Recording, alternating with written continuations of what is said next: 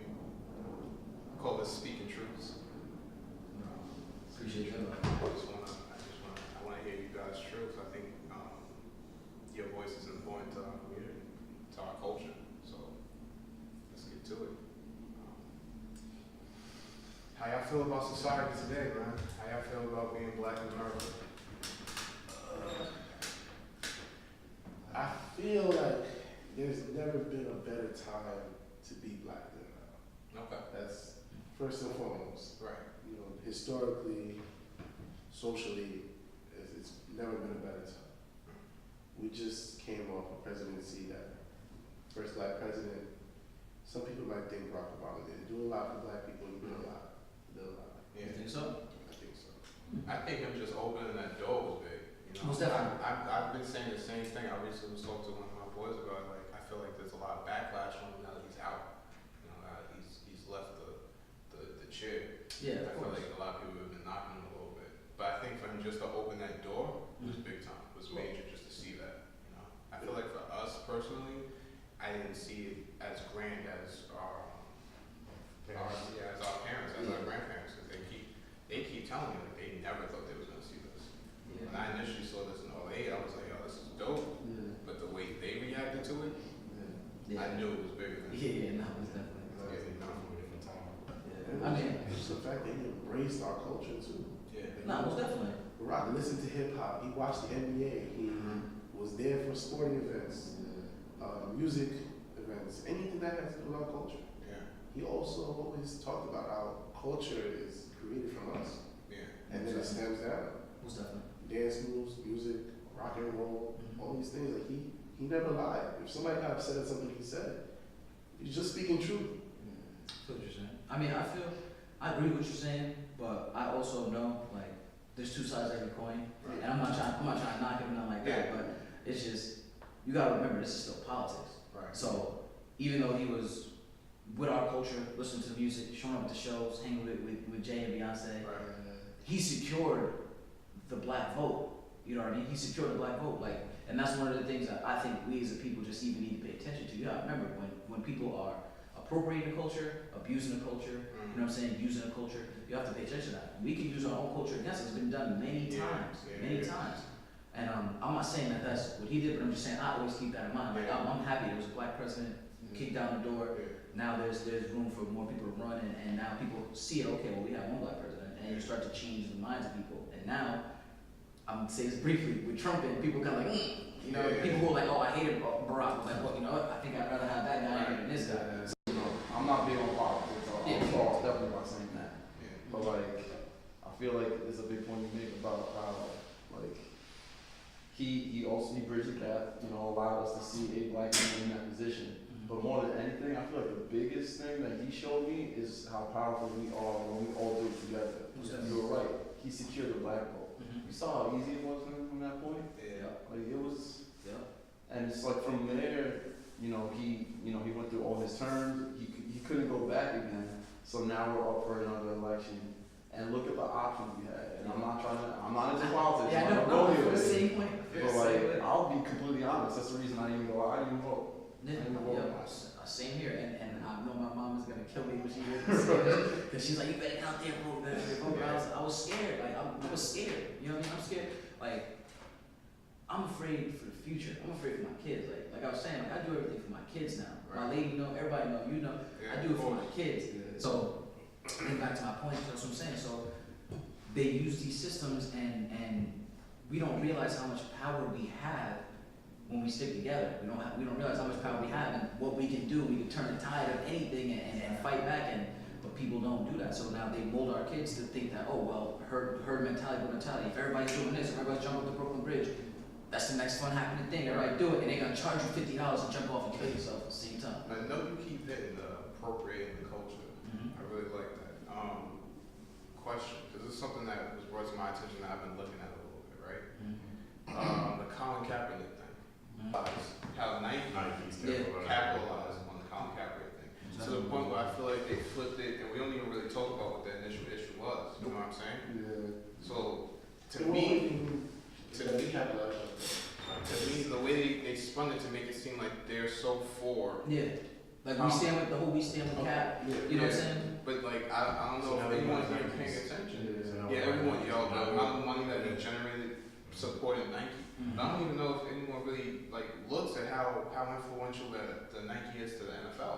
Yeah. To the point like if the Nike wanted to really push Kaepernick in, they could have forced their hand to have the NFL bring Kaepernick back. Yep. So how really for our culture all day? Exactly. As opposed to what you're talking about. It's money, yeah, it's money. Look, I have no, and you know what's funny? The same conversation came up the other day. And someone was like, Super Bowl. Because a lot of people, I'm not watching the Super Bowl. Oh, I'm going to watch it. A lot of people faking, I'm not going to watch it. But they're about the wings pull up, you know what I mean? And I said the same thing. I'm like, yo, man, some of you guys are like, you got to be real with yourself. Me, I never watched the Super Bowl. I don't care who's in it. I never watched it because if I come to your Super Bowl party, I'm eating your food. Like, you know what I mean? Just without the but you're like, oh, well, I'm with Kaepernick, I stand with Cap, and, you know, this, that, and nine. And what I said was, at the end of the day, or rather, what somebody brought to my attention was, at the end of the day, that's a job. You gotta remember, them guys make more money than a lot of people will ever see in their lifetimes. In a month, in a year. You know what I mean? Yeah. A couple million in a year. Yeah. Some of us might not never touch that money. God willing, we all do. Some of us might not ever touch that money. So, I say that to say this. So they were saying like, that's his job. And at the end of the day, it is. Now, do you think you should have the floor of your job? Now, nobody's saying that you can't protest outside of work.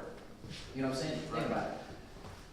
But at your job, where you're getting paid to do what you do you think that's the right time and place? Think about it. I work 2 jobs. If I go on my job and I talk about, you know, I believe in this and I believe in that, I believe that all kids should have this, is that the right time and place? Now, I'm not saying I disagree with what he did. I'm not saying that at all. This is what I'm saying. It's 2 sides of the coin. I hear you on that. I hear you. I think it's very important to hear both sides. Yeah. But to me personally, I feel like he's in a position where he's looked up to. You know what I mean? Most definitely. He's looked up to by kids and black youth around the world. You know what I'm saying? So he has that responsibility to make it be known that what's going on isn't right.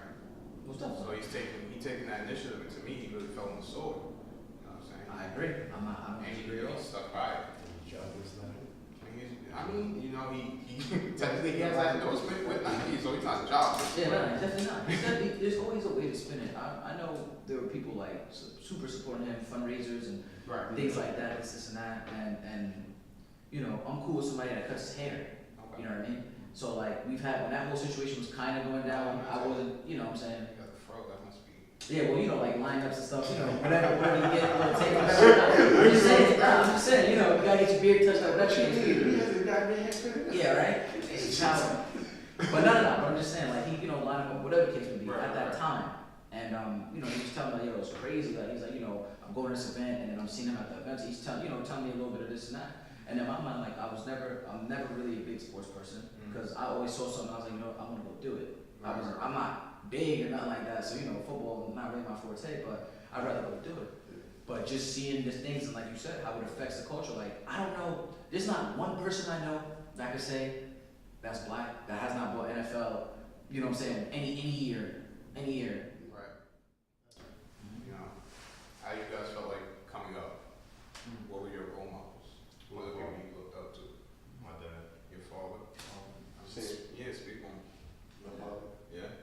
What do you feel like? Because I feel like, well, so we just discussed before, I guess the cameras were always Yeah. how he was, your father was there, but not. Yeah, my dad's just he's not an overly emotional person. Right. And he was raised, you know, in a house with, I don't remember how many houses, like, I think he was raised in a house of 10. You know what I'm saying? My grandmother worked, she was a single mother, you know, household, my uncles and all them older. You know, I remember they're growing up in the 70s, 60s, 70s, 80s. So crack is on the street, Crack is crazy. yeah, they're running around doing whatever they gotta do, hustling to get by, whatever, you know, living the life that a lot of people lived at that time. Right. And, you know, he just wasn't overly emotional. And in regards to role models, I do look at my dad as a role model just for the simple fact of he always made sure things were taken care of. You might not have liked the way he did it, you might not have liked the way he said it, but it was taken care of. You know what I mean? Absolutely. And that's you know what I'm saying? And I looked up to a lot of my older cousins too when I was younger, just for their bravery. Okay. They never, a lot of my cousins didn't do and still don't do the right things, but they always stood for what was right, ironically. Right. You know what I mean? Okay. What about y'all with the fathers in your lives? It's weird because I feel like I started appreciating my father just more as I got older. Like before, I felt like I was a regular neighborhood youth, just like I understand this man. Like he used to talk about not having fathers, like you have mine. Like what he does is just punish me, do this, do that. I can't do nothing. Then as I got older, I realized, wow, like if I was raised by just my mother, I'd be a completely different person. He's the one that actually put me in the right path. But like I said, I only realized that like as I got older. Like I know some people here probably not too close with their fathers, but I see my friends that don't have fathers, and I see okay, that probably could have been my root if my dad didn't. Right. Would change the path. Yeah. Change the direction. Yeah. Absolutely. So he was the man. That's big time. My father has always been in my life. I don't live with him. I think he left my household when I was maybe like 3. And my father, the thing is, I see him every Sunday, right? And we would get in the car, we would drive. Whether we were going to the movie theater, visit a family member, it didn't matter where we were going. He would always just tell me the story of his life. His mother passed away from breast cancer when he was 5 or 6. And growing up in Haiti, there's a lot of poverty. He didn't grow up with his father. His father was here in America. I think my grandfather was a doctor. So he would send money to Haiti, wherever he was. So just last night, he was telling me his story again. So it's like every time I see him, he reminds me of where we came from. Like he went from living with his mom, she passed away, to his mom's sister, to his mom's sister's friend, to his uncle on his father's side. And one thing they always instilled in him was education. You gotta be educated. My father was a great soccer player. And at the time, Haiti had a soccer team. And he would always play soccer. People would go watch him play soccer.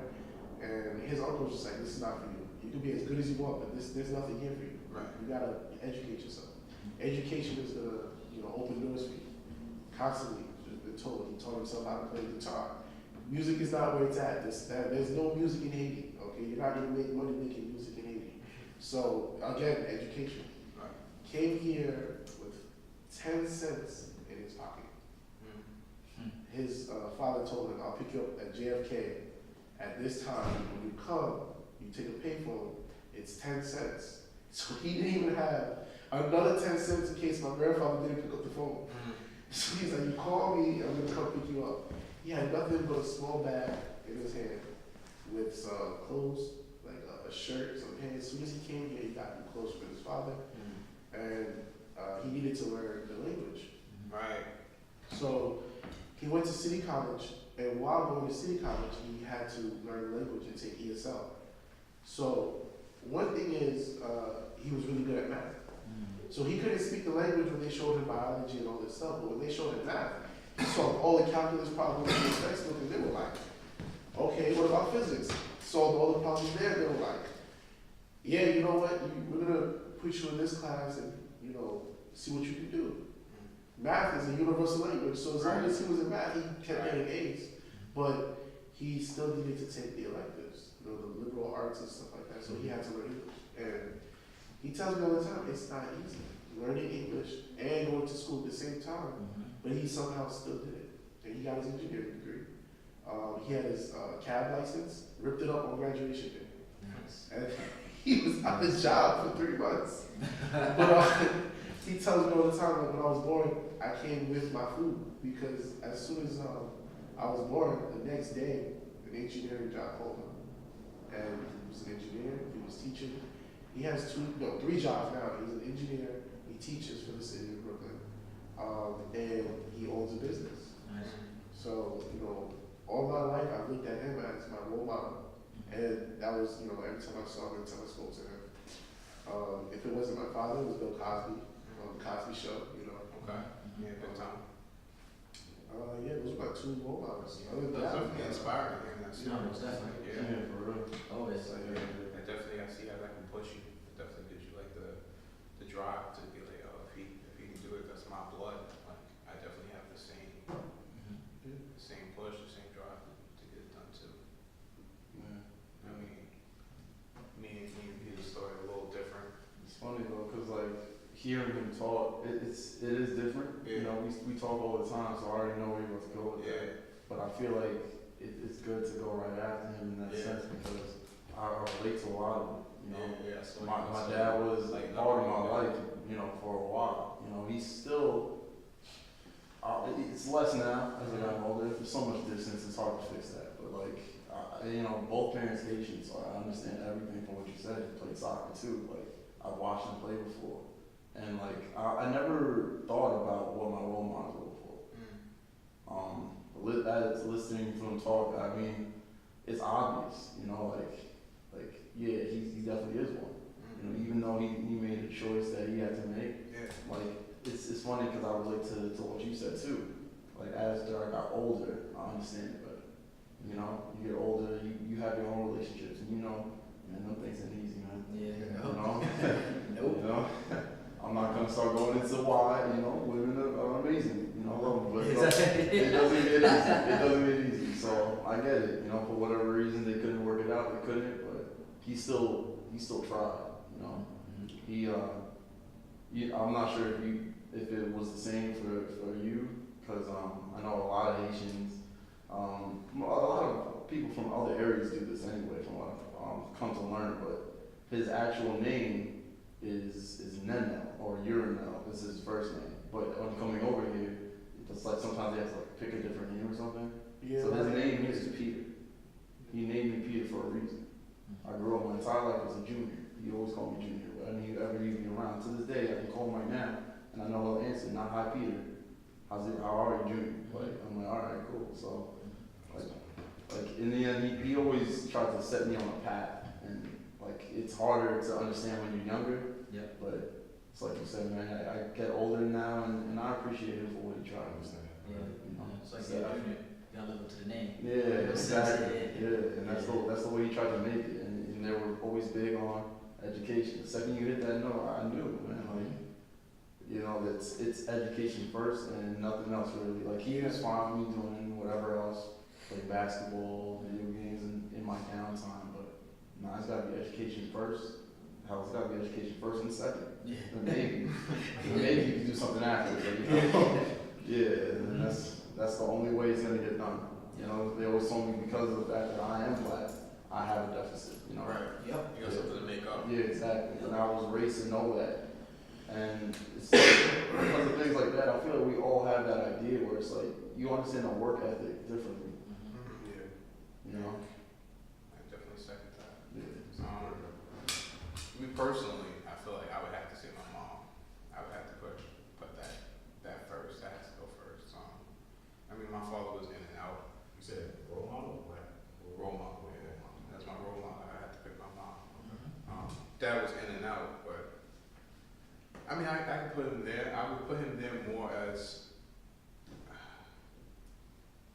where I learned not to go, or how not to. That's personally just how I feel. I had a falling out with him. We didn't talk for like a year, 2 years almost, and like it took me a minute to like really decide like. Because you reach that point in your life where you don't really need your parents like that. Yeah, exactly. So it's like And you start to realize that they need you more than you need them. Yep. So, in a sense, yeah. Role reversal. yeah, so in a sense, I was like, I don't need you, I can cut you out. And then when I finally seen him again, I seen how much he needed me there. So, we've been working on that. But I would say, for me personally, it's been my mom. Like, she does everything. Like, she's a rock. You know what I'm saying? She puts up with 9 to 5s, coming home, making sure food's on the table, and on the same time, you're not even realizing all the stuff that is going on in her personal life until you get older. And you're like, wow, You have no idea, bro. you were juggling all that?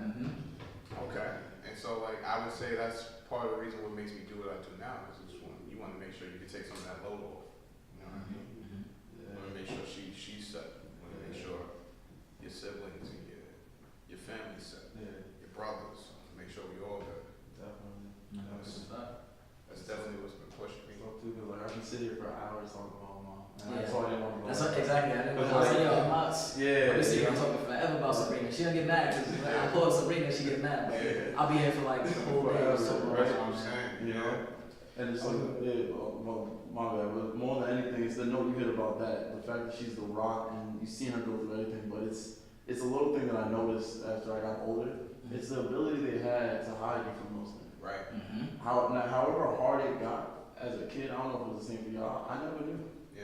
You know, I grew up in like a cloud bubble because she never really would let me know how bad it is. Yeah. And like now that I'm older, and like you said, the role reversal happened. Like she has kept it 100 with me, and I know now. Yeah. Damn. Everything is sweet. Are you an only child? You like the oldest? Yeah. So that's above that. Like I'm Yeah. all she has too. So like, Nah, my mom. Very protective.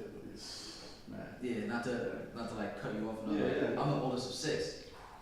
You know what I'm saying? I'm the oldest of 6. So, and me and my mom's birthday is April 22nd. My birthday is April 28th. She turned 18 and was in the hospital giving birth to me. You know what I'm saying? So me and my mom were like this. Yeah. And I was the person my mom went to. Like I know Mickey, his mom are kind of similar. That's why when I be seeing that, I just be laughing. Because my mom protected me as long as she could. But by the time I was like 11, 12, Right. Nothing you can do anything. yeah, I couldn't like, there's too much going on. And like, I got exposed to everything. I saw a lot of stuff I wasn't supposed to see. I did a lot of stuff I wasn't supposed to do. I've been in a lot of stuff I wasn't supposed to be in. And like, this is how I knew my mom had a certain level of respect for me. I was 14 years old, I'll never forget it. I used to do graffiti and stuff like that, whatever the case may be. So I'm 14, my boy hits me up, yo, we're gonna go out like 2 a.m., we're gonna go hit this spot, I'm like, alright, cool. Now mind you, my little brother, God bless his dad, was a wild. Everybody knows my little brother's wild. He's wild. I love that kid.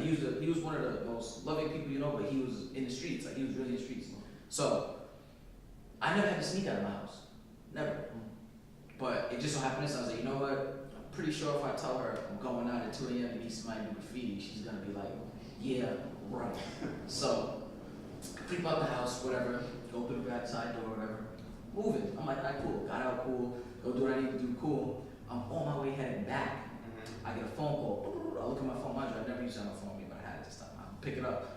It's like, Israel, I've been trying to call you for the last such. I said, Mom, I said, where are you? I said, oh, I got home, I went to White Castle. I met my friend went to White Castle. I was like, oh, what happened? She was like, they got your brother. Your brother's ending up. They're trying to lock him up. My brother was with his friends, riding around. Yeah, picked up some girls that they was talking to. Mind you, I'm only 14 at the time. My brother's only like 13. You know what I'm saying? I'm like, yeah, I'm like 14, 15. My brother's like 13, 14. Right. So they went and picked up some girls.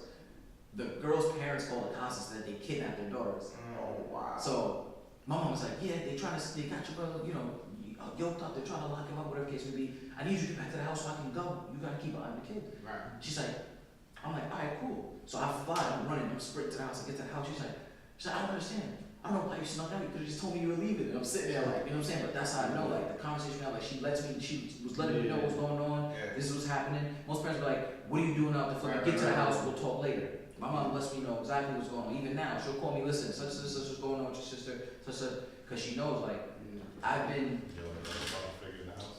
I don't want to, my brothers and sisters might not make agree that with that. claim. You can't make that claim. I don't want to make that. My brothers, but I try to do what I'm supposed to do as a big brother. Right. You know what I'm saying? So, like, You become the man of the house. Right. in a sense, you know what I'm saying? Same way though, yeah. Yeah. That's exactly how I be feeling. Yeah, exactly. You gotta set that example. You gotta set that path. You gotta My say, dad has always told me, you're the man of the house. He's Yeah. always told me that. You know, you gotta be able to be responsible and make responsible decisions. I always felt like I wasn't living for myself because I have 3 other younger brothers. Yep. And no matter what you do, he kept telling me they're gonna follow you. Yeah. They look right at you. Yeah, Yep. they look at you, they're They like, absorb all that. oh, how come he's not to outside? And how come he's not to do this? My mom, she was strict. yeah. You know, I couldn't go around the corner store. Couldn't go around the corner store. That's how bad it was. I went to my neighbor's house and she would go crazy. Where are you? Yeah. And I didn't have a cell phone, so you had a cell phone at 14. Yeah. I didn't have a cell phone until I was at least 16, Yeah. 15, 16. Yeah. So going Yeah, next I see door at like, Uh-huh. I think it was 10, one day, she's like out looking for me on the block. I see her car and she stops, sees me with one of my friends next door. Uh-huh. Jackie! Come here! Yeah, I'm like, Oh man. Yo, shout out to all the Haitian women. Like, Yeah. they hold it down for real. They hold it down. They don't be playing with the I Haitian. felt the flames. Yeah. They're not playing with that. Discipline is first for them there. Yeah. Nah, Haitian women, you know what it is? Even like black women in general, it sucks. Like, shout out to them for being strong and doing what they need to do by us, because not for nothing, man, a lot of us wouldn't be here if we didn't have them, you feel what I'm saying? That's a fact. But it also sucks for the fact that they feel like they have to play these roles too. You know what I mean? Yeah. They get pushed into a corner, and now you see it more and more with younger, like, again, back to my kids, you see it more and more with younger women. The core traditional values have changed. It went from women respecting the man in the house to, well, I can do it too, to I'm an independent woman, to I don't need nobody to help me, to what's going on, you work, you know what I'm saying? You know what's crazy too, you say that? Mhm. I feel like that's a fact, and I agree with that to a certain degree, but I feel like what they don't see is that it's not necessarily about you. It's not necessarily about them. It's about the child. Most definitely. Because you hit a certain age, and I remember hitting this age, and it's like, I love you, Mom, but there's certain things you just can't teach me. Most You definitely. can't. You've never been on this path before. Yeah. You've never walked this road before, and there's nothing you can bring to me about this.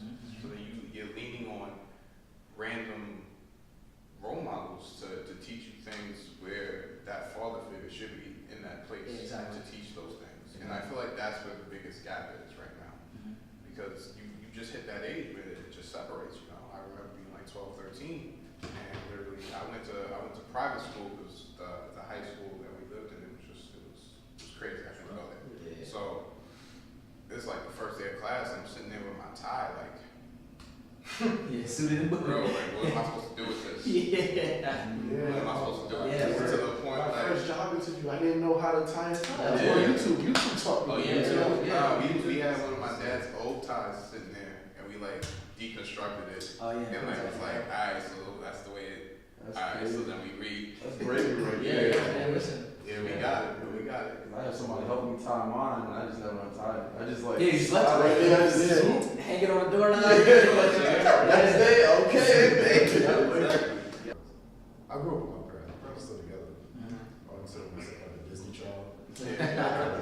Every time y'all tell me stories, I'm like, what? That's crazy. Yeah. Like, what? Like, I can tell people stories. They're like, wait, that doesn't make no sense. Like, what do you mean it doesn't make no sense? Like, your parents still together? I'm like, Yeah, of course. yeah, it's crazy. My dad tells me, what? It's a rarity. Like they live in the same house. Same house. They like look at each other. Yeah. they like They talk. like still love each other. Do they eat breakfast? Do they eat breakfast together? Right? Like, It's like there's some loop, right? You know? But it's how do you crazy. catch it? And that's like me, like even me, like that's some of the things that I'm trying to change. Like, Absolutely. me and my lady, like we have kids, we're engaged, you know what I'm saying? Like trying to break the cycle. Everything ain't Right. perfect, everything is not Right. sunshine and rainbows is not I don't think it's supposed to be. No, I don't think it's I don't think that's what life really is. But what made you guys want to take this path, want to stay straight and stay on the narrow? Because we've all seen one of our friends or someone that we're associated with, someone that we know or heard about, choosing that other lane, and we see where it goes. I definitely want to address that, make sure that that concept is getting out. What made you guys decide to stay on this road? I think for a lot of us, it's our role models and whatnot. But at the end of the day, it's still your decision. It's true. It's true. You know, I feel like each day in itself, you get kind of like put in a position where you have like a choice to make multiple times a day. So you ever see what you're saying? Why choose to go right instead of left? Right.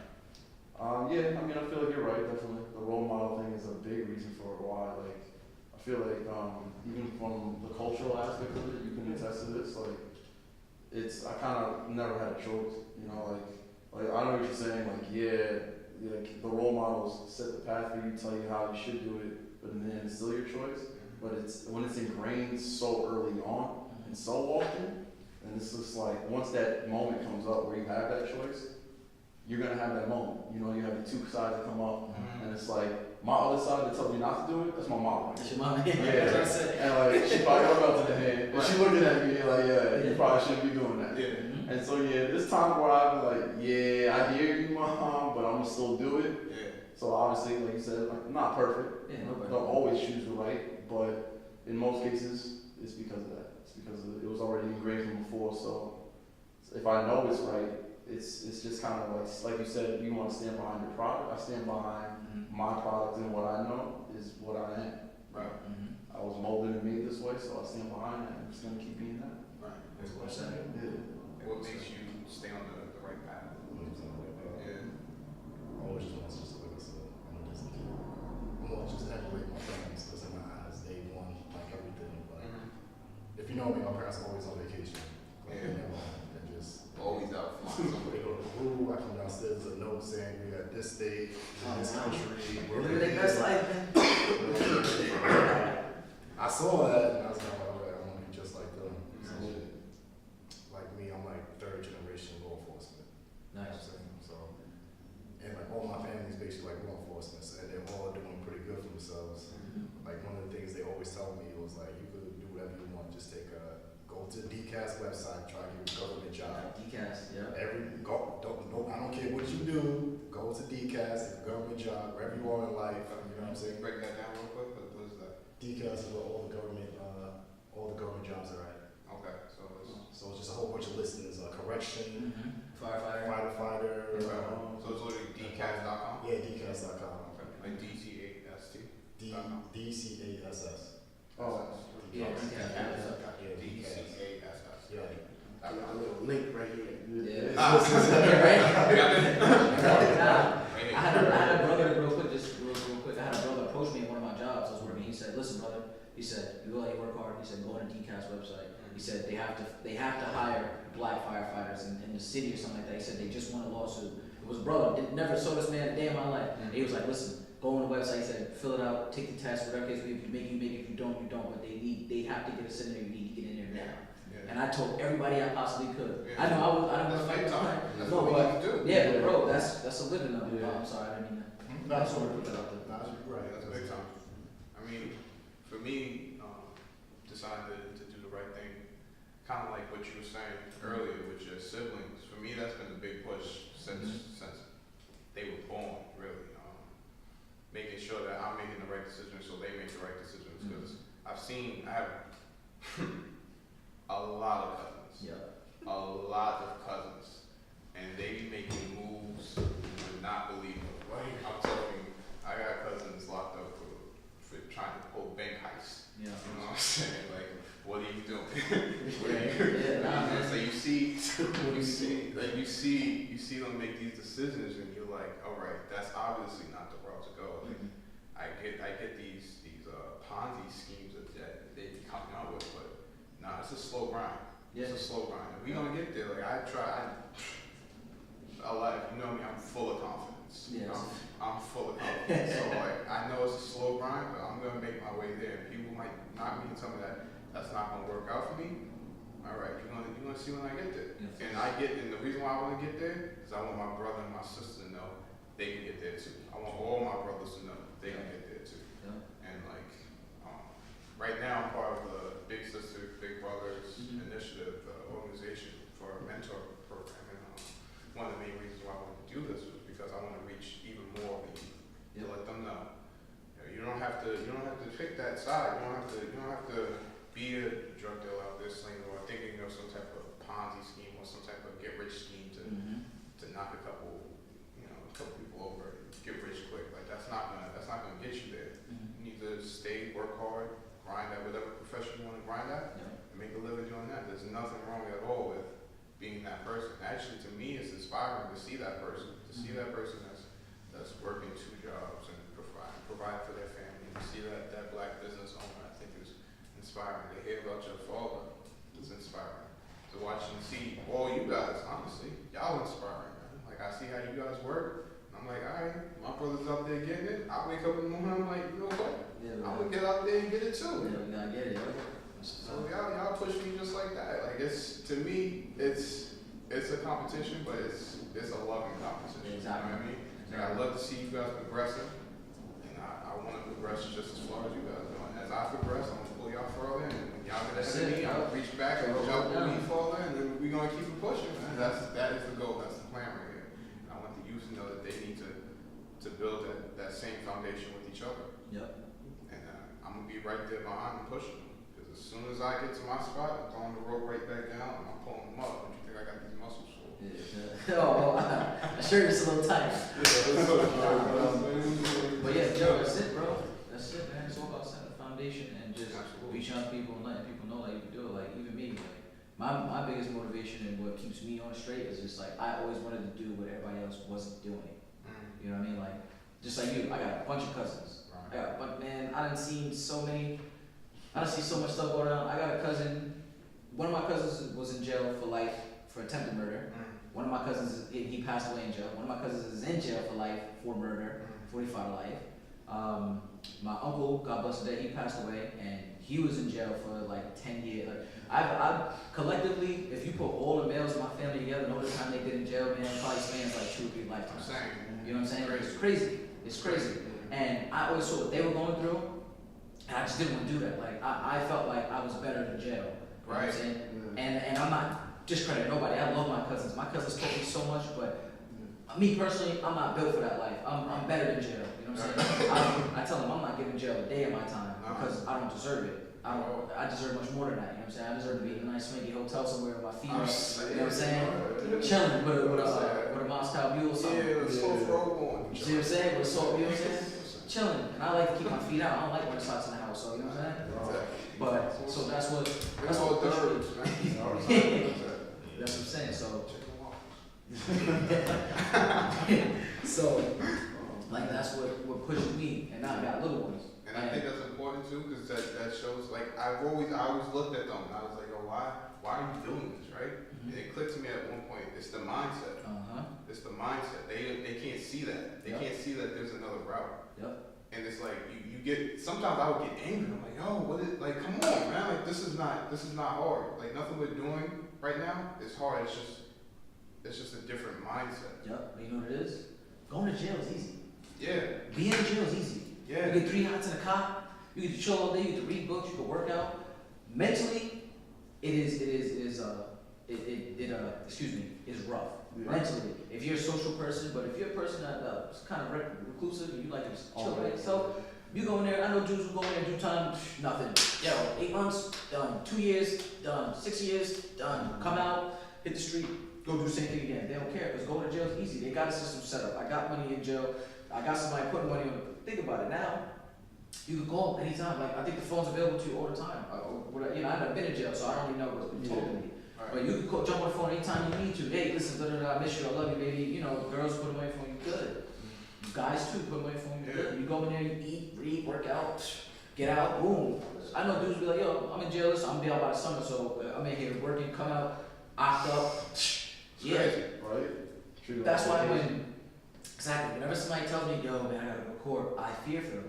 Especially my brothers and sisters, I fear for them. That's why we feel like, well, I feel like black people don't have role models. We just don't. Like, as soon as you have a role model saying the right thing, notice how quick they are to put some like dirty laundry about them out. It's so quick to try to put them in jail or make them uncredible, or like just kill them.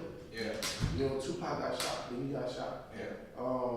Look at the message that they had before getting shot. Like, look at how the media portrayed them. For example, Thug Life. Me growing up in America, my parents being Haitian, they were always just like, we don't want you listening to rap music. We don't want you, out there playing with the black kids who all they do is play basketball all day. We don't want you, doing all that stuff. And the next thing you know, it's like. Something I always realized too, like I grew up, we were all just black. But then like I started talking to like my Haitians. You know what I'm saying? I'm like, we African American. They're like, whoa. I'm not you guys. Haitian. I'm Haitian. I'm Jamaican. I'm not black. I'm Bayesian. I'm Grenade. I said, listen, cop shoots us, we black. So at the end of the day, we all in this together, baby. So that's why, I tell people Haitian Association anyways. All my people is Haitian. Facts. My song, all that. I'm with it. There's some that would not ride with you at all for what y'all saying. There's some that would want to petition to have a box of citation on it, on the testing, because all we do is put black or other. I've seen people hit other, which I'm like, yo, just put black. Why are you doing it? Listen, I go by the shades. It doesn't have to be like separation. It's like you said, like growing up, you were just blacks. I didn't know about Jamaicans and Haitians and I just like, I'm black, you know what I'm saying? I grew up Haitian, so that's mostly all I knew when I was a kid. And when I started going to school, went to school with other black kids. Yeah. Mhm. Talking to them, like the first time I called the Jamaican Haitian ones, yo, they got so mad. Tight, right? And that's when I found out that there was even like an issue or Yeah, beef, which is I never wild. knew Which about. is wild. Yeah. Stupid. Which is stupid. Stupid as hell. Yeah. Half the time, you could ask a white person to pick a Haitian from a Jamaican, they're gonna get it wrong. Yeah, Like, I'm gonna get it wrong. yeah. So, because I don't see that, and that's Exactly. and I know people. It's crazy because like even us, like they teach us to hate each other so much, and then we sometimes have our own self hate to hate each other so much. Right. Like I know people like, oh, I would never want to be Haitian. I would never want to be Jamaican. I would never want to be African. Them Africans, and it's stupid. So- People don't understand. The music industry is dominated by Haitian people. Right. So if you don't like Haitian people, you don't like music. Right. Because everybody you listen to in the music industry for the most part is Haitian. Right. And people don't know that, so people sit there and chat like, oh, but I like this Lil Wayne song, Lil Wayne Haitian. Oh, I like this Trey Songz song, Trey Songz Haitian. You know what I'm saying? All these, everybody's Haitian, and that's the problem. Like we're all uniform. Because at the end of the day, when it comes to credit, when it comes to banks, when it comes to cops, we're black. They're gonna put a bullet in us the same way. They're gonna lock us up the same way. No offense to any cops, you know what I'm saying? Just saying. I mean, Just saying. that's a good part. I felt you hit that twice now. Yeah. That's why I'm in the notes. Yeah, that's true. I'm just saying. You're the transitioner right there. Yeah. I wanted to touch on that a little bit. I wanted to touch on police brutality a little bit. Mhm. So I feel like that's big time. Personally, what I feel like more than the brutality of the police, is the tension that we feel when being around police. Yeah. You know what I'm saying? We were literally just talking about this right before we came in, that we were kind of raised, and I didn't even realize like, how much you kind of like already stirred the pot for me. How to react when you're getting pulled over. Whew. You know, how to go about being pulled over, keeping Yeah, your that hands conversation too.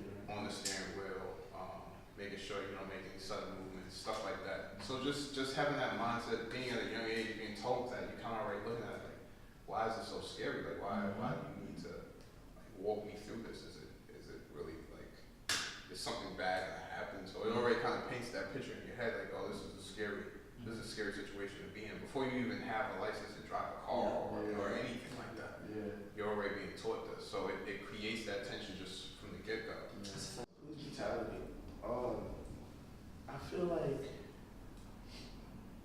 I feel like with voting, people need to take voting a little more serious because we kind of put the police in the place of power that they have. If we like all black people care about when they vote, president. That's it. They don't really care about anything else. Yeah, They really care about who's running for senator. Who knows? Who's running for a state legislative? Who knows? Your county, like I live in Nassau County. Who knows who's in charge of Nassau County? They don't really pay attention to that. And I feel like again, whenever it has something to do with benefiting everybody, they don't really shed the light on that. They don't shed the light on the people that really make a difference. They don't really care to vote for the mayor. The mayor is the one that puts the chief of justice. That person hires the what was it called? Police commissioner. Huh? The police commissioner. Yeah, police commissioner. And then he hires who he needs to hire to do the job. It's a system. If we voted for everybody, if we paid attention to the politics, you know, we could have a lot better We get benefits.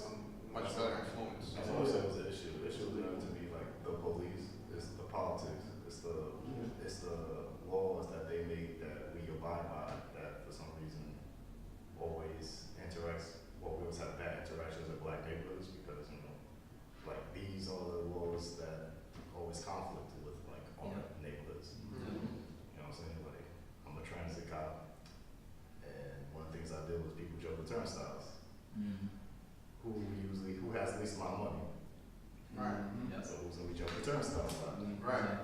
You know what I'm saying? So that every time I stop somebody, a black person usually, I'm always down here, I'm always down here kind of person. A black person usually right here, right, automatically, as soon as they see me. Energy right there. Right there. What? You stopped me because I'm black. I'm like, whoa. Calm down. Like, you know what I'm saying? We gotta talk. I always have to bring them down to me. Right. You know what I'm saying? But while I'm doing that, one of the things that people never want to hear, I'm concerned for my safety. Right. You're up here, I'm down here. I'm not trying to bring you down. Yeah. I'm not trying to Right. mess around with you because you know you think I'm about to hurt you. Right. At the same time, I'm over here thinking you're probably about to hurt me. Yeah. Right. Right. I think that's That's the my big thing. thing that we don't hear of enough is that this police brutality goes both ways. No, most definitely. As a cop, let me ask you a question. I'm sorry, but let me just ask you real quick. I understand like you feel for your safety at the same time, right? But like, how I don't want to try to downplay that fear. I'm not trying to downplay it at all. How much of a fear do you have? Like, when I watch the news, I see a lot of times like nobody really goes after the police like to target them, because if you shoot a police, you're done. Especially you're a minority. It doesn't matter if you're Spanish, Indian, Muslim. It doesn't really matter.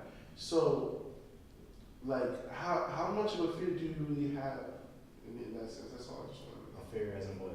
Like somebody hit me? Or Like, somebody you're asking someone a question and you feel like they're about to like do something to you. Say again? Like, how often does that happen? What? You feel like you're threatened. You feel threatened. I feel threatened? Yeah. I feel threatened once you stop not like abiding by like my directions. Like if I tell you, let me see your ID, you just say no. And then right there, I'm like, all right, so this guy is already, if you're not listening to me, I'm thinking, all right, so you know, you already about to escalate this the way it had to be. You know, like something that y'all don't realize is like, you know, cops, they're no fighting. Like I got into a fight, I was in the emergency room, over here bleeding out. They let me out, let me rest for like a week. Second week, I'm back out there. Just like, oh shit, that's like, and you would never know. You would never know that happened to me. So like, a lot of Right. PTSD? Yeah, it's almost like that. Yeah. so you know what I'm saying? Like you're gonna, so I'm gonna talk to the next person the whole time. Oh shit, I'm not trying to go back to the hospital. Right. Please just listen to me.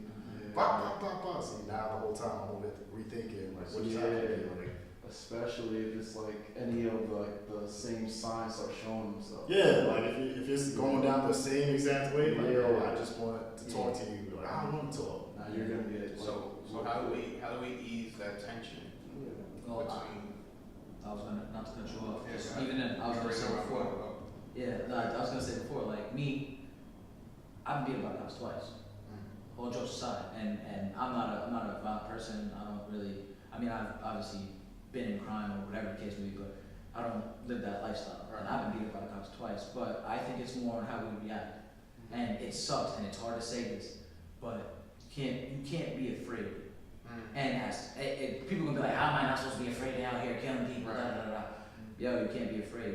I approach every officer with the same level of respect I expect them to give me. Right. So they come to the car, roll down the window, cut on my lights. One of the things that I recently learned is like if you cut on your inside lights, so if the car's lit up, it makes them comfortable because they can see the inside of your car before they get to it. Yes. You know what I'm saying? Like that's something that I typically did because I would cut it on and hit my hazard so I could see, you know what I'm saying, get my ID ready, whatever I need to do. Right. Keep my hands where they can see them, cut everything else so they know I don't got nothing, whatever, you know, what's going on. But it's all on how we interact. If we program ourselves to not have fear, just be calm. And Right. that typically will help smooth things over. I've been pulled over a lot, I've dealt with cops a lot, I've dealt with cops a lot. Yeah. And even though I've been beaten up, I don't hold a grudge against cops. I don't think all cops are bad people. Right. I don't think cops are just out here shooting Negroes or we Right. get to. I think it's more like beforehand, like I was saying, I think Carter, Peter talked about this a little bit. It's not even a cop thing. It's an actual human thing. Like yes. they're not like you're saying. All cops are not bad. It's not even they're not even cops. It's not all people. Yeah. Are not bad. That person that you might have had that interaction with, I'm just an asshole. Son. I said all the time. Some people, Asshole, you know what I'm saying? don't know how to talk. Like if, Yeah. if you don't know how to talk and then you become a cop, that doesn't mean you're gonna learn all of a sudden how to talk. I talk, yeah. Right. Like a couple of All right. And I times. think it's big what you're saying. Do the to police be, force, do they take that into consideration? What? That if a person doesn't know how to talk to a civilian? I mean, either way, they probably be talking wild to you, but usually, usually they're supposed to give you directions. Like, okay, you did this. It depends on how the conversation's going. Like, what do you mean? But like one time I was in the Bronx, right? Okay. And my girlfriend had a friend, well my ex-girlfriend had a friend. And they were being moved into witness protection. Okay. So while she was being moved, I was helping them move, you know, so I had my car parked and it was maybe like 9 p.m. at night. There was my ex in the front seat. I think her little brother, her friend's little brother in the back seat, and her friend was moving stuff into a truck. And then they had a few things in my car. Police officer comes over asks me what I'm doing, and I told her, good evening, officer. I'm just waiting for the alert being moved into witness protection. Explain the whole situation to her politely, my hands on the wheel and everything. She's like, I want to see your license, registration, I want to see ID, all this stuff. I'm like, okay, no problem, officer. What made that stop? Why did they stop you? No reason. Just because I was outside parked and we were in the car. You was outside park? Yeah, so they might have thought maybe, I don't know, the neighborhood I was in, maybe people park and do something like illegally in the car.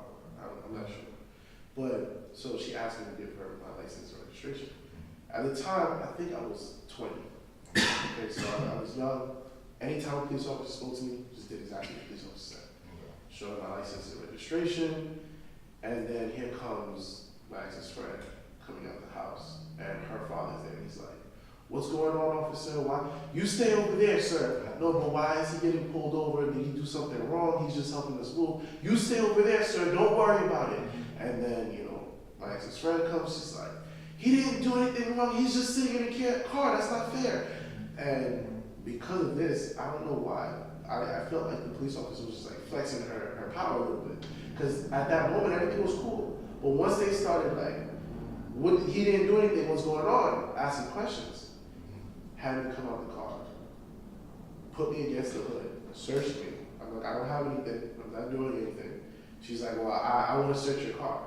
I'm like, well, why do you feel like the need to search my car? Don't ask me questions. I'm like, okay.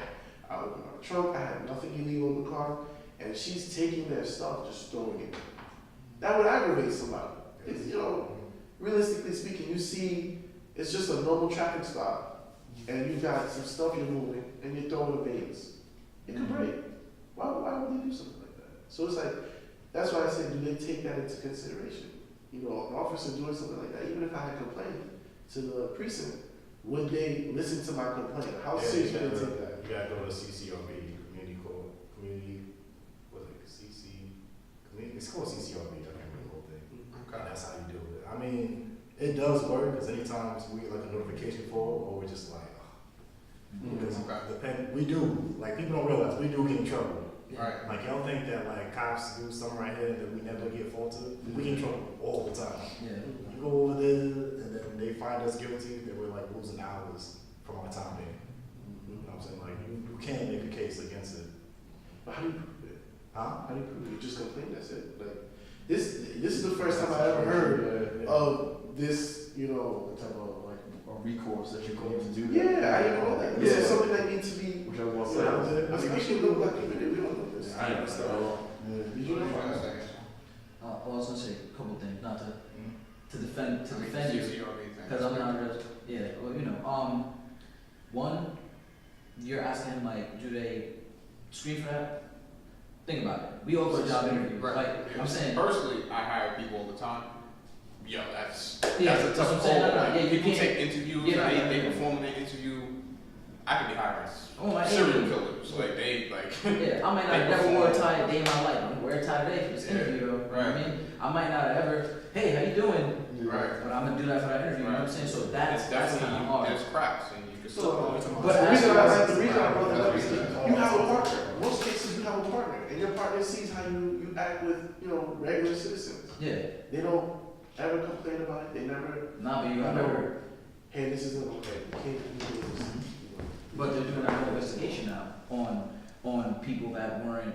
I'm not gonna say necessarily weren't reporting their partners for extensive or excessive abuse and things like that.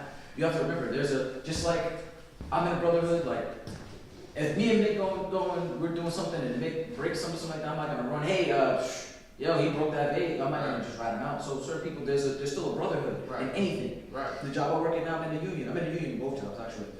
I would never go and tell on somebody intentionally, like, even if I know they did something wrong, I would tell them to fix it first. That's So- that's wrong. That's wrong. That's not necessarily it. I'm not judge, jury, and executioner. Yeah. It's not up to me to make that decision on whether or not somebody needs to be a better person or not. You have to remember, we have moral standards. Everybody's moral standard or standpoint is different. It's like it's an opinion. My opinion's gonna be different than yours. I like black rice and brio. You might not like black rice and brio. Right. I like Chinese food. There's people that don't eat Chinese food. You know what I'm saying?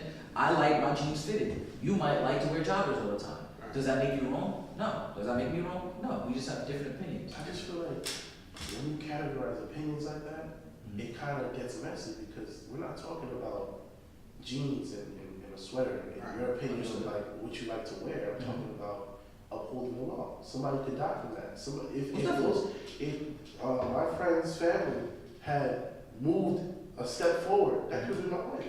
If they said, "What are you doing to our stuff?" and ran up on the police officer because they want to grab the vase, Yeah. he tried to run up on me.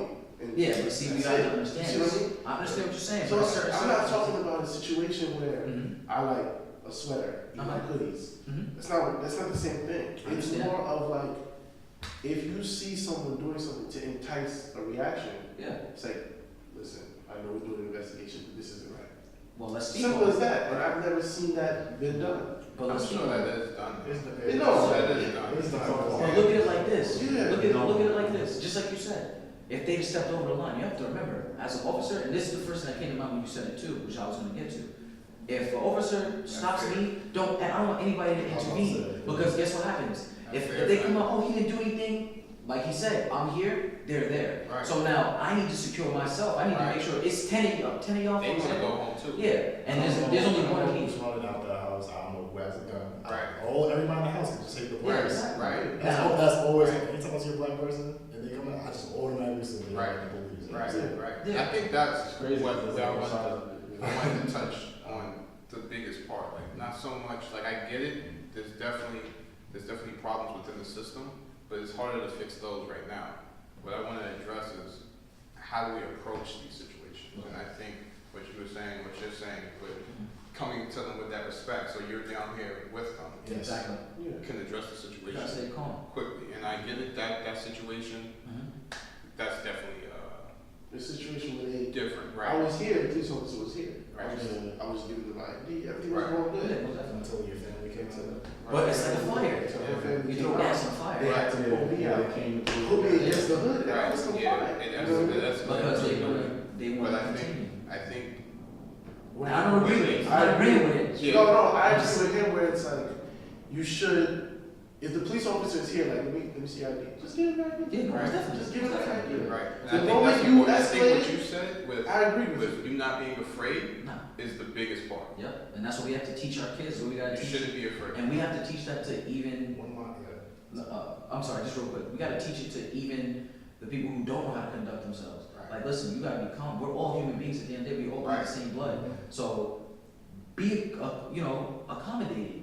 That's it. It's the easiest thing you can do to keep yourself alive and keep somebody else alive. Now, everybody's not gonna be cool. There are a lot of assholes out there. Period. Yeah. There's some people that have bad days and want to break shit and want to take it out on you. Like I said, I've been beaten by the cops twice. I've been harassed by the cops. I've been shot at. I've been handcuffed to tables. I've had to call internal affairs. I've had to do all types of crazy stuff. Believe me, but I still don't hold a grudge because we're humans. That person might have been afraid of me. I'm not. I mean, I'm 5'6". You know what I'm saying? I don't consider myself a threat, but somebody else, you don't know what I'm capable of. I've been in fights too, so. Right. You know what I mean? You see me, I got tattoos, I got scratches and scars all over my hands. You don't know what I might have been Right. through. A lot of you guys, Oh, one of my friends, his dad, he's a retired cop. One of the things he did was always go to like black schools and tell them how to actually interact with the Right. police. I think that's big time. Because, like I said, usually I never feel like giving somebody a ticket, but if you start like right here with me and you're not coming down, then you make it very easy for me to yeah, get a ticket. Right. Exactly. You know what I'm saying? And a lot of people, like you gotta realize when you're talking to the cop is in control. yeah. Yeah. It's not a power struggle here. You know what I'm saying? He obviously, Yeah. People don't realize that. Like, like all these questions, like I'm gonna ask some questions. You know what I'm saying? After everything's done, you can ask me questions after, and I'm like, this is why this A, Y, and Z. There's a lot. We'll be here all day talking about. Yeah. I'm gonna skate. like I said, I just want to say, it starts with voting. Yeah. I think people That's need a good way to to take wrap it. voting You gotta make a big serious. one. I feel you. I feel you. People in the That's a big community. time. That's a big time. Because the guys that know you hear about, like, all they care about is the president. I've been there where it's like, I'm there to vote with my mom. Right. We vote president, and I talk to her after. So who do you vote for on the third line? I know the Democrat. Right. What's their name? The Democrat. Yeah, the Democrat. I just kept going down. You don't know any of their beliefs, their ideals. What's their name? Only one thing they care about. Yeah. nobody even knew. Wait, what's his name? Gillian Mays, right? We had a state. Just keep going, man. So you're right, it definitely starts with that. I feel you. So bringing it home real quick, because we about to wrap it up. What do you feel like? Where are you going personally? Where do you guys want to go personally? How do you feel like? How do you feel like you personally are gonna bring society forward, bring our culture forward? What do you think you're gonna contribute? You wanna start from like a side? Yeah. I guess I'll start just making sure it's just being consistent, staying solid. If I consistently work towards what my goal is, which is to make a better life for my kids and make a better life for the people surrounding us, and I stay consistent, solid, the youth and other, other of us will see what I do and hopefully follow suit. Absolutely. I can't force you to follow me, but I can at least show you the way and let you make your own decision. And I personally seen you do that I- with your kids, man. I'll be trying. I pulled you to the side and told you multiple times. I appreciate everything you did. That's a fact, man. That's Love, awesome. love. That's love. What you call it? Be a role model, especially in my profession. Mhm. A lot of things that happen, like, once again, a lot of black people hate the police, so one of the things you should do if you don't like the way they're doing it is to, be the change, you know what I'm saying? That's a fact. Like, a lot of people know me and like where I work, and, they come up to me and they say they appreciate what I do, but if you want to see change in that area, try to help them change the area, you know what I'm saying? I'm third Absolutely. generation, so, they're doing all the work, so, Keep that going. Alright. For me personally, my whole goal since having siblings has been to inspire others. So I've been setting forth to do little things like this, be a mentor, and just inspire the youth. Because I really feel like that's where the change is gonna come. Is with the youth, with our brothers banding together and influencing the youth. So I've been working, piece by piece. Like I've been saying, I'm confident with this. I'm gonna make a change in it. So just little things like talking to the kids, talking to my brother, talking to my sister, making sure that they stay with their heads on straight. And for the most part, they all are. Like we saying, we're all humans. We make our own mistakes, but just know at the end of the day, we're living a righteous life. You know what I'm saying? It's true. It's good. I just want to start by saying, like, it might have sounded like I don't like the police. I love the police. Nah, we can take it back. I just want to make sure I ask these questions to make sure, whoever's watching this, Yeah, they want to hear that. I'm sure they want to hear that. I'm sure hearing that. Police I'm one of the family people. He was like, those questions gotta get answered. So Both sides of thank the you. coin, baby. Thank you for that.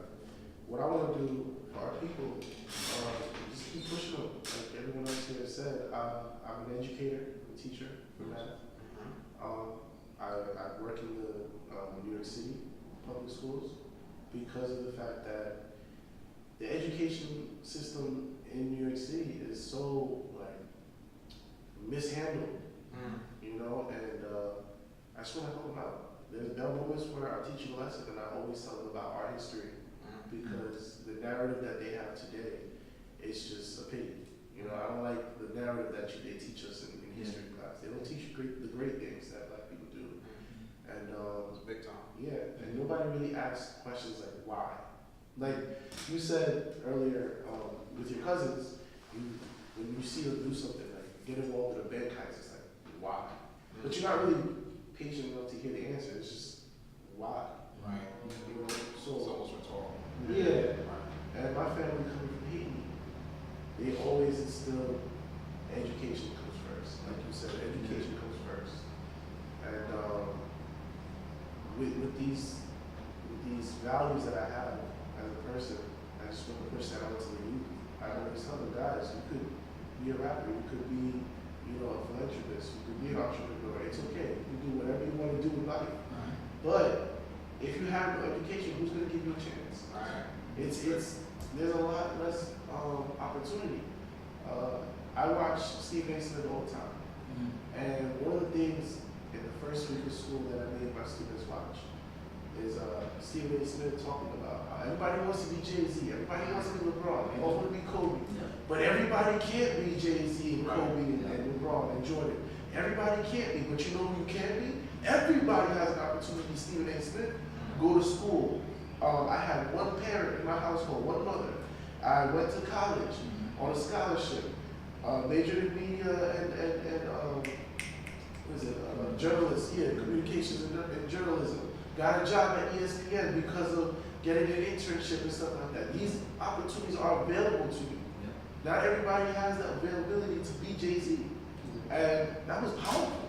So I made sure my students watched that and, understood how far education can take them. Yeah. Drugs and music and stuff like that.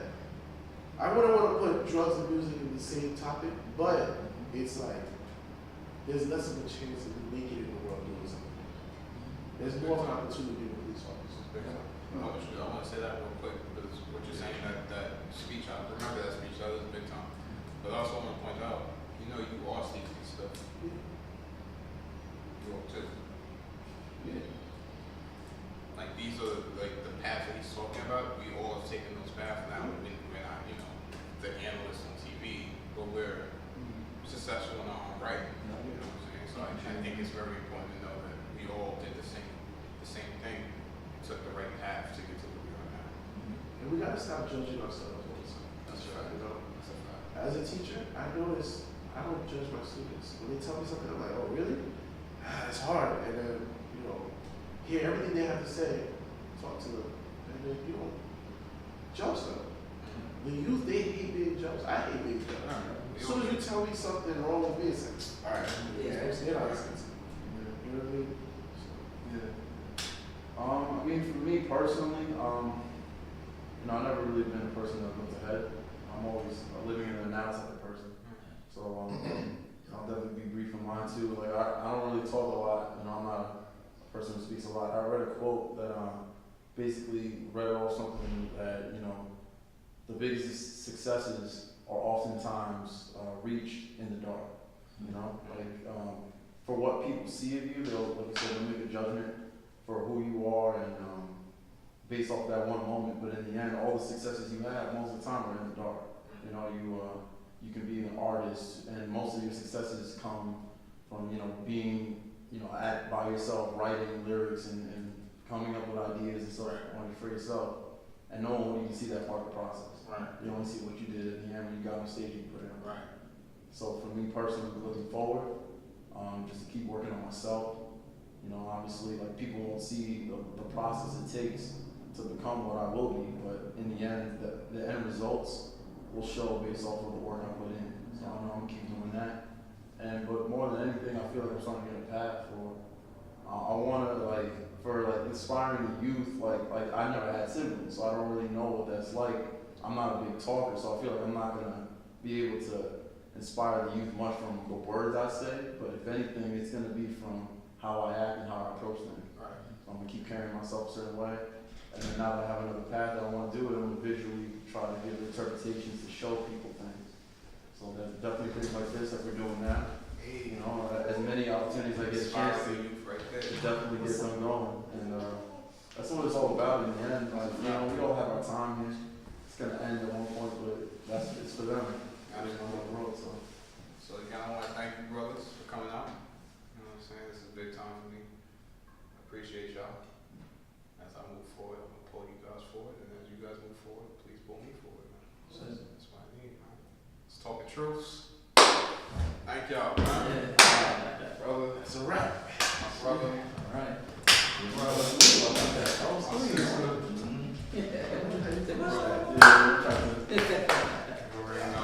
I appreciate y'all. Come here. My sister, my Nubian queen right here. You know what it is.